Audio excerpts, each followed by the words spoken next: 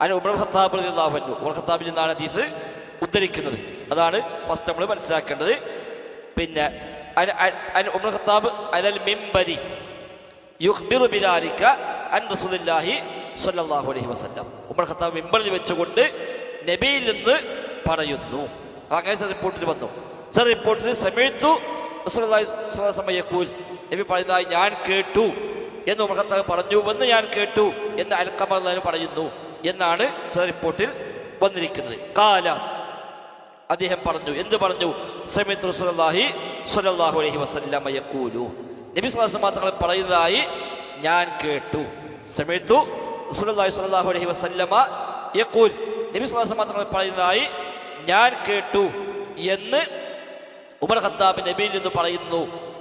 എന്ത് കേട്ടു? ഇന്നമൽ അഅ്മാലു ബിന്നിയാത്ത്, ഇന്നമൽ അഅ്മാൽ, തീർച്ചയായും അമലുകൾ ബിന്നിയാത്ത്, നിയ്യത്തനുസരിച്ച് മാത്രമാണ്. വഇന്നമാ ലികുല്ലി ഇംറിഇൻ മാ നവാ, എല്ലാ ഓരോ മനുഷ്യർക്കും അവൻ ഉദ്ദേശിച്ചത് മാത്രമാണ് നിശ്ചയമായും ഉള്ളത്. ഫമൻ കാനത് ഹിജ്റതുഹു ഇലല്ലാഹി വറസൂലിഹി, അതിനാൽ വല്ലവന്റെയും ഹിജ്റ അല്ലാഹുവിലേക്കും അവന്റെ റസൂലിലേക്കുമാണെങ്കിൽ ഫഹിജ്റതുഹു ഇലല്ലാഹി വറസൂലിഹി, അപ്പോൾ അവന്റെ ഹിജ്റ അല്ലാഹുവിലേക്കും അവന്റെ റസൂലിലേക്കുമാണ്.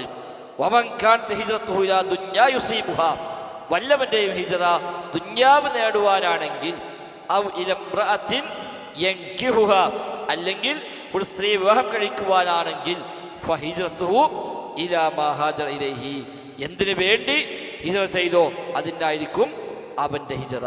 മുത്തഫഖുൻ അലൈഹി.